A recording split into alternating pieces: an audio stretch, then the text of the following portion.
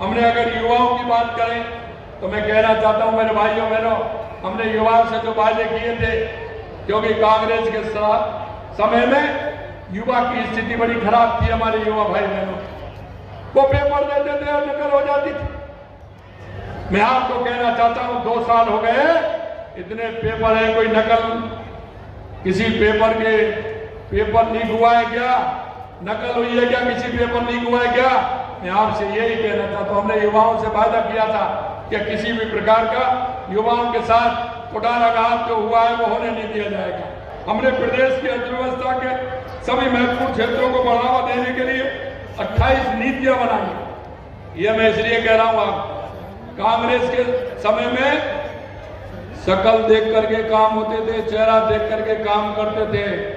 इन्होंने 5 साल के अंदर काम तो किए नहीं, लेकिन भ्रष्टाचार कितना किया। ये कहते हैं कि जेल में कौन जाएगा, मंत्री तुम्हारा चला गया, तुम्हारे लगाए हुए अधिकारी चले गए, लगातार अरेस्ट आपके साथ है। कितने लोग भ्रष्टाचार में डूबे हैं, कितने लोग अंदर गए। हमने कहा देश के यशस्वी प्रधानमंत्री नरेंद्र मोदी जी कहते हैं, ना खाऊंगा ना खाने दूंगा।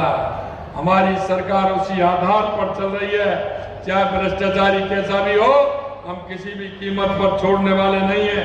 पिछले 2 वर्ष में हमने प्रदेश में भ्रष्टाचार रोकने के लिए हमने अखिल भारतीय सेवा सहित विभिन्न सेवा वर्गों के 200 कार्मिकों को अनुशासनहीनता आपराधिक प्रकरणों में निलंबित किया है।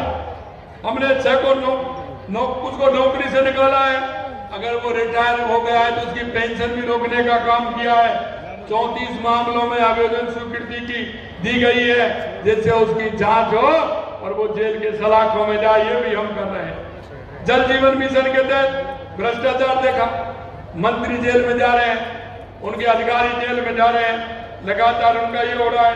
और हमने 18 कार्मिकों को 17 की परमिशन भी हमने दे दी है।